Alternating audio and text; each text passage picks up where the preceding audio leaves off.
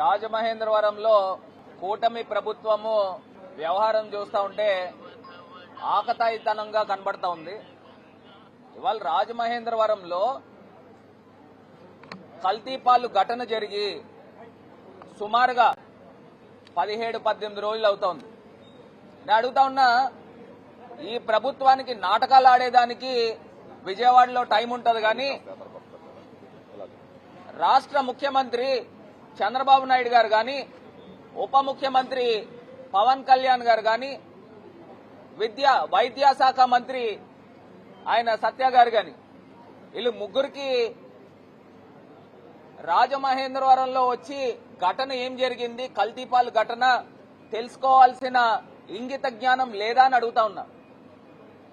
ఇవాళ ఈ కూటమి ప్రభుత్వము ఈ కల్తీపాలు ఘటన కేవలము ఒక యాక్సిడెంట్ గా చిత్రీకరించే కార్యక్రమం చేస్తా ఉన్నారు. యాక్సిడెంట్ గా చిత్రీకరించే కార్యక్రమం చేసి ఇవాళ నేషనల్ ఫోరెన్సిక్ సైన్స్ ల్యాబొరేటరీస్ కి బ్లడ్ శాంపిల్స్ ఎందుకు పంపించలేదని ఇవాళ సూటిగా ప్రశ్నిస్తా ఉన్నాం. మీరేదో ప్రైవేట్ ల్యాబొరేటరీస్ కి లేకపోతే మీ స్టేట్ గవర్నమెంట్ ఆధీనంలో ఉన్న ల్యాబొరేటరీస్ కి పంపిస్తే నిజం అనేది బయటకు రాదు. ఇవాళ ఈ సంఘటనని సిబిఐకి అప్పచెప్పాల్సిన అవసరం ఉంది. ఏదైతే తిరుపతి లడ్డూలో ఏ రకంగా అయితే సిబిఐకి అప్పచెప్పిన తర్వాత వాస్తవాలు ఏ రకంగా అయితే బయటకు వచ్చినాయో, ఖచ్చితంగా కల్తీపాలు ఘటనలో కూడా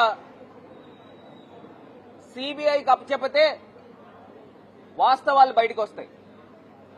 వీళ్ళు ఏదైతే ఆ రోజున పోలీసులు ఒక హై డ్రామా క్రియేట్ చేసి కూలెంట్ లీక్ అయింది, ఆ కూలెంట్ లీక్ అయిన దాంట్లోంచి ఆ ఇథిలీన్ గ్లైకాల్ వచ్చి పాలల్లో కలిసింది, ప్రమాదవశాత్తు తాగారని చెప్తా ఉన్నారు. నేను ఇవాళ సూటిగా ప్రశ్నిస్తా ఉన్నా, కేవలము ఆ పాలతను 150-160 లీటర్లు ఆయన సప్లై చేస్తా ఉంటే కేవలము ఒక 15-16 కుటుంబాలకి ఎందుకు ఎఫెక్ట్ జరిగింది? ఇథిలీన్ గ్లైకాల్ కనుక కలిస్తే మొత్తం పాలల్లో మొత్తం ఆ ట్యాంకర్ అంతా కలవాలి కదా. కేవలము ఒక 15-16 కుటుంబాలకి వేసిన పాలల్లోనే ఎందుకు తేడా వచ్చింది? ఇక్కడ పోలీస్ డిపార్ట్మెంట్ కూడా రకరకాల కోణాల్లో దీన్ని దర్యాప్తు జరపాలి. ఎందుచేతనంటే అక్కడ పేషెంట్స్ కి ఇచ్చే ట్రీట్మెంట్ చూస్తే అందరికీ కూడా కిడ్నీస్ ఫెయిల్యూర్ అయినాయి. అంటే ఎవరైనా పురుగుల మందు తాగి ఆత్మహత్య చేసుకుంటారు చూసారా, వాళ్ళకి ఏ రకంగా అయితే ఎఫెక్ట్ జరుగుతుందో ఇక్కడ ఉన్న పేషెంట్స్ కూడా అదే జరిగింది. అంటే పురుగుల మందు ఎంత కాన్సన్ట్రేషన్ లెవెల్స్ లో జరుగుతుందో ఆ ఎఫెక్ట్ జరిగింది. ఇది పెద్దవాళ్ళకి, అంటే సుమారుగా 65-70-80 సంవత్సరాలు వాళ్ళకి, చిన్నారులకి, చంటి పిల్లలకి ఈ ఎఫెక్ట్ జరిగింది. మిడిల్ ఏజ్ పీపుల్ కి జరగల. అంటే దాన్ని బట్టి ఇక్కడ ఏమర్థం అవుతా ఉంది, ఇది కేవలము ఆ కల్తీపాలు అతను ఆ కలిపేన దాంట్లో యూరియా కలిపాడా, లేకపోతే ఏదైనా ఫార్ములిన్ కలిపాడా, లేకపోతే ప్రొఫెషనల్ రైవల్టీ ప్రకారంగా అతనికి కిట్టని వాళ్ళు ఎవరైనా అందులో పురుగుల మంది ఏమన్నా కలిపారా? ఇవన్నిటిపైన అన్ని కోణాల్లోనూ దర్యాప్తు జరగాలి. ఏదో మీరు పోలీస్ డిపార్ట్మెంట్ స్టార్టింగ్ ఒక స్టోరీ కుకప్ చేశారు, దాన్ని ఇవాళ యాక్సిడెంట్ కింద చిత్రీకరించే కార్యక్రమం చేస్తా ఉన్నారు. నేను సూటిగా ప్రశ్నిస్తా ఉన్నా, అసలు బాధితుల కుటుంబాలు రోజుల తరబడి ఈ అక్క హాస్పిటల్ దగ్గరే మరి ఉంటా ఉన్నారు. వీళ్ళు మళ్ళీ ఎక్స్గ్రేషనేమో చనిపోయిన వాళ్ళకి 10 లక్షలు ప్రకటించారు. బాగుంది. కాకినాడ ఘటన ఆ ఫైర్ మిషాప్ జరిగితే అక్కడ చనిపోయిన వాళ్ళకి 20 లక్షలు ప్రకటించారు. ఏంటి వ్యత్యాసం ఏంటి? ఈ రెండు కూడా గవర్నమెంట్ తప్పిదాల వల్లనే జరిగింది. ఈ ప్రభుత్వం యొక్క నిర్లక్ష్యం వల్లనే జరిగింది. నిజంగా ఎప్పటికప్పుడు ఈ అనార్గనైజ్ సెక్టర్ ని ఆర్గనైజ్ చేసి ఎప్పటికప్పుడు మానిటర్ చేసి మిల్క్ అనలైజర్స్ ద్వారా దీన్ని గవర్నమెంట్ బాధ్యత తీసుకుని ఉండుంటే ఈ ఘటన జరిగి ఉండేది కాదు కదా. 2023లో మిల్క్ ప్రొక్యూర్మెంట్ యాక్ట్ అని జగన్మోహన్ రెడ్డి గారు అప్పుడు ఒక చట్టం తీసుకుని వచ్చారు. ఆ చట్టం ఇది చెప్తా ఉంది, ఎప్పటికప్పుడు కంటిన్యూస్ మానిటరింగ్ జరగాలి, మిల్క్ అనలైజర్స్ తో దీన్ని అనలైజ్ చేయాలని. నిజంగా గవర్నమెంట్ తలుచుకుంటే చేయలేరనండి ఇవన్నీను. ఇవాళ మరి బాధిత కుటుంబాల పరిస్థితి ఏంటి? నిజంగా చిన్నారులను మనం చూస్తే చంటి పిల్లలు 6 మాసాలు సంవత్సరం వయసు ఉన్నవాళ్ళు, ఆ పిల్లలు 18 రోజుల నుంచి మృత్యువుతో పోరాటం చేస్తూ ఉన్నారు. ఎంత అన్యాయం అండి. నేను ఇదే కూటమి పెద్దలను అడుగుతా ఉన్నా, మీ ఇంట్లోనే మీ కుటుంబ సభ్యుల్లోనే చిన్నారులకి ఈ రకంగా జరిగితే మీరు ఈ తరహాలో ప్రవర్తిస్తారా అని అడుగుతా ఉన్నా. చంద్రబాబు నాయుడు గారికి బాధ్యత లేదండి? ఆయన రాజమండ్రి సందర్శించి పేషెంట్స్ తాలూకా వివరాలు తెలుసుకుని ఒక రివ్యూ మీటింగ్ తీసుకుని అసలు ఏం జరిగింది అని పూర్తి వివరాలు బయటికి తీసుకురావాలి కదండి. ఇవాళ ఏదైతే పురుగుల మందు తాగి చనిపోతారో, ఆత్మహత్యలు చేసుకుంటారో, ఆ తరహాలో ఇక్కడ పేషెంట్స్ తాలూకా పరిస్థితులు కనబడతా ఉన్నాయి. ఇది ముమ్మాటికి కూడా వాస్తవం. నిజంగా గవర్నమెంట్ కే గనక చిత్తశుద్ధి ఉండి ఉంటే నేషనల్ ఫారెన్సిక్ సైన్స్ ల్యాబొరేటరీస్ పంపించేవారు. మీ ఆధీనంలో ఉన్న ల్యాబొరేటరీస్ పంపిస్తే మీరు ఏం చెప్తే రిపోర్ట్లు ఇస్తారు. అయినా నిజంగా ల్యాబొరేటరీస్ దగ్గర నుంచి రిపోర్ట్స్ రావాలి అని అంటే మీకు 15 రోజులు ఎందుకు పట్టాలండి? మీరు గవర్నమెంట్ అనౌన్స్ చేసింది ఇథిలీన్ గ్లైకాల్ అని బాగుంది, రిపోర్ట్స్ ఎందుకు బయట పెట్టరండి? పబ్లిక్ డొమైన్ లో ఎందుకు పెట్టరు? మీడియాకి ఎందుకు ఎవరు? ప్రతిపక్షాలకు ఎందుకు ఎవరు? కనీసం బాధిత కుటుంబాలకైనా తెలియాలి కదా, ఎందుకు చేయరని అడుగుతా ఉన్నా. ఇంత అన్యాయంగా ఈ ఇష్యూని కన్సీల్ చేసేయాలి, ఇది ఒక బయటికి రాకూడదు అని చెప్పి రోజుకు ఒక డెత్ చూపిస్తా ఉన్నారు. అంటే ఒక్కసారి నిజంగా మాకు అనుమానాలు ఉన్నాయి.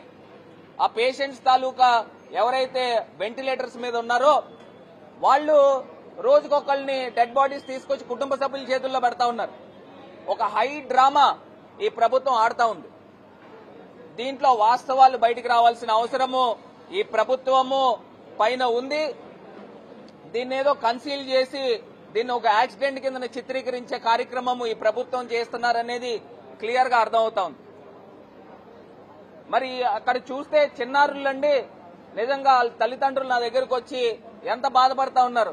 ప్రభుత్వం ఇచ్చే డబ్బులు మాకెందుకండి, మా పిల్లలు మేము అల్లారు ముద్దుగా పెంచుకున్నాము, మా పాలు మేము చేసిన తప్పల్లా ఏంటంటే మా చంటి పిల్లకి పాలు తాగించడమే మేము చేసిన తప్పు అని చెప్తా ఉన్నారు. అసలు వీళ్ళకి ఈ కూటమి పెద్దలకు కనీసం మనసు ఉందా అని అడుగుతా ఉన్నా. మీ ఇంట్లో కూడా చంటి పిల్లలు ఉన్నారు కదా, ఈ పాలు తాగి పిల్లలు చనిపోయే పరిస్థితులకు వచ్చేయి అని అంటే ఇది ప్రభుత్వం ఫెయిల్యూర్ కాదా అని అడుగుతా ఉన్నా. ఇంకొకటి, ఈ ఘటన జరుగుతా ఉంది, బయట ఏం చెప్తా ఉన్నారు, ఈ పక్కన వీళ్ళకి హెరిటేజ్ అనే ఒక సంస్థ ఉంది, వాళ్ళు అడ్వర్టైజ్మెంట్లు ఇమీడియట్ గా పెంచేశారు. మా 23 స్టేజెస్ లో 25 స్టేజెస్ లో దీన్ని చెకింగ్లు జరుగుతూ ఉంటాయి. అంటే హెరిటేజ్ పాలు తాగండి అని ఈ యొక్క ఇష్యూను కూడా అడ్వాంటేజ్ కింద తీసుకుని వీళ్ళు వ్యాపారాలు పెంచుకునే కార్యక్రమం చేస్తా ఉన్నారు. ఎంత అన్యాయమో చూడండి. మా అన్ని కూడా పాస్చర్ మిల్క్ ఇవన్నీ కూడా ఎప్పటికప్పుడు ఒక సేఫ్టీ ప్రోటోకాల్స్ లో ఉంటుంది అని పాల వ్యాపారస్తుల యొక్క వ్యాపారానికి కూడా గండి కొట్టే కార్యక్రమం ఈ ప్రభుత్వం చేస్తా ఉంది. ఎంత అన్యాయం చూడండి. ఈ ప్రభుత్వం వచ్చిన తర్వాత మొత్తం అన్ని కూడా కల్తీనే. అటు పాలల్లో గాని కూరగాయల్లో గాని ఏ వస్తువు తీసుకోండి, టీ పొడి తీసుకోండి, ఏ వస్తువు తీసుకోండి, తిండి పదార్థాలు తీసుకోండి, నూనెలు తీసుకోండి. మొన్న ఫుడ్ సేఫ్టీ అధికారులు తనిఖీ చేస్తే ఆ నూనె ఏదైతే వీళ్ళకి దొరుకుతా ఉందో రెస్టారెంట్స్ వాళ్ళు బేకరీ వాళ్ళు కొనుక్కునేది కిలో 60 రూపాయలు అటండి. ఎక్కడైనా కిలో 60 రూపాయలకి నూనె దొరుకుతుందా? ఎంత అన్యాయమో చూడండి. ఇప్పుడు గత ప్రభుత్వంలో తిరుపతి లడ్డూ గురించి నేను చెప్తా ఉన్నా.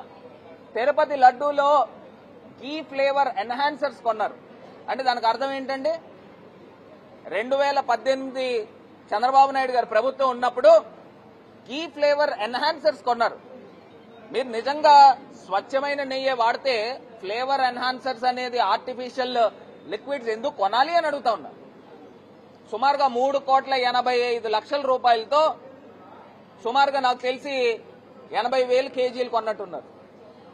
అంటే చూడండి, ఈ ప్రభుత్వంలో అన్ని కల్తీ జరుగుతా ఉన్నాయి.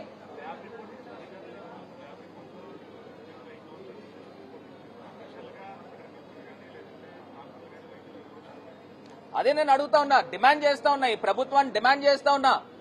ఏవైతే ల్యాబ్ రిపోర్ట్స్ పోనీ మీ తాలూకా స్టేట్ గవర్నమెంట్ ఆధీనంలో ఉన్న ల్యాబ్ రిపోర్ట్స్ ద్వారాగా డిపార్ట్మెంట్ అనౌన్స్ చేశారు, గవర్నమెంట్ అనౌన్స్ చేశారు, కలెక్టర్ అనౌన్స్ చేసినట్టున్నారు. అందులో ఇథిలీన్ గ్లైకాల్ కలిసిందని ల్యాబ్ రిపోర్ట్స్ బయట పెట్టండి. ఏ డాక్టర్ ఇచ్చాడు, అసలు ఎంత మోతాదు కలిసి అది విషతుల్యమైంది. ఇదివరకు దేశవ్యాప్తంగా ఇథిలీన్ గ్లైకాల్ మిశ్రమాన్ని ప్రమాదవశాత్తు సేవించిన వాళ్ళు మరణాలు ఏమన్నా ఉన్నాయా? ఇవన్నిటిపైన కూడా వాస్తవాలు బయటికి రావాలి. ఎందుకంటే నేను రకరకాల పలు డాక్టర్స్ లో హైదరాబాద్ లోను అక్కడ మాట్లాడినప్పుడు ఈ పేషెంట్స్ తాలూకా కేస్ షీట్ పంపిస్తే పురుగుల మందు తాగి ఆత్మహత్య చేసుకున్న వాళ్ళు పరిస్థితి ఏ రకంగా ఉంటుందో ఆ పరిస్థితి పైన పేషెంట్స్ యొక్క పరిస్థితి కనబడతా ఉంది. అంటే ఇది ముమ్మాటికి కూడా ప్రభుత్వము దీన్ని ఒక యాక్సిడెంట్ కిందన చిత్రీకరించే కార్యక్రమం చేస్తా ఉన్నారు.